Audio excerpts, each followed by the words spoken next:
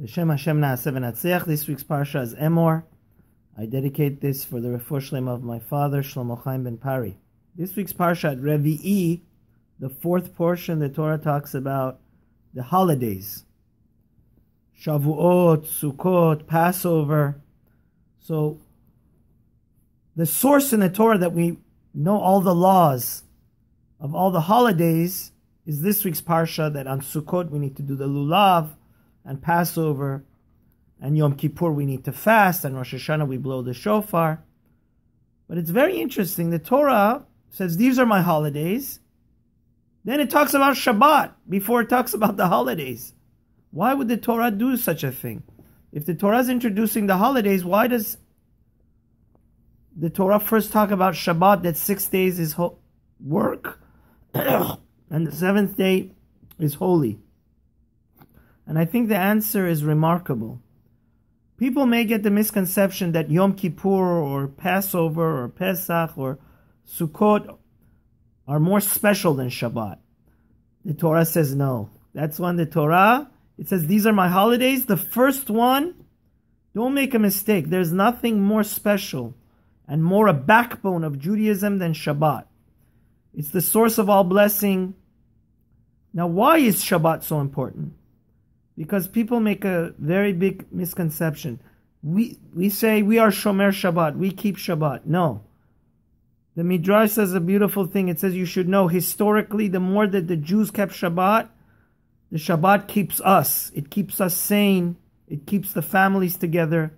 Even Ivanka Trump realized that Shabbat is the day where we get back to our source. We get back to see our children. Why?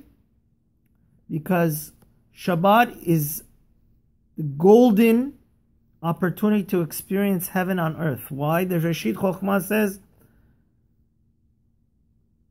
when Messiah comes in heaven, it's the day that it's all Shabbat.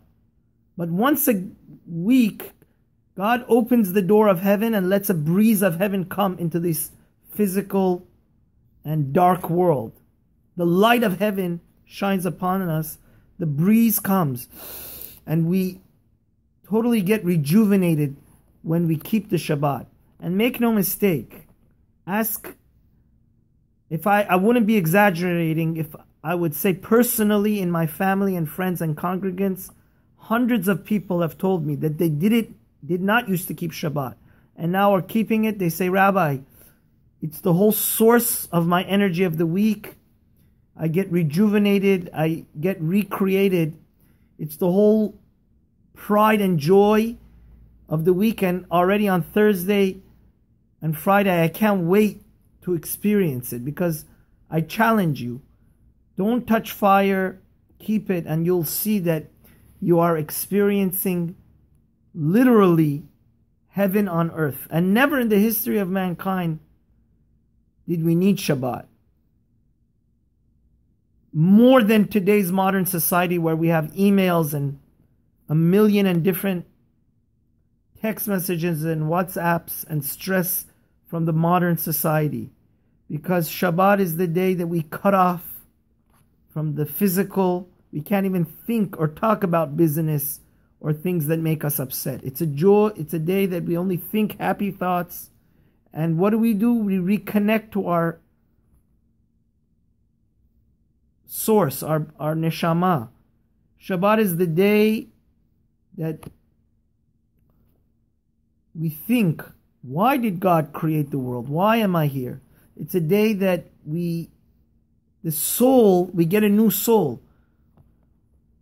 Regularly we have one soul. On Shabbat we get two neshama. That's why it says Shabbat Shabbaton. It's a double day of tranquility and rest. It's a day that we realize that the essence of a human being is a spiritual state. We were created to emulate the Almighty, to be kind. It's the day that we come to synagogue and we learn why God put us on this world. So may Hashem help us to realize, you're not keeping Shabbat. Shabbat is keeping you.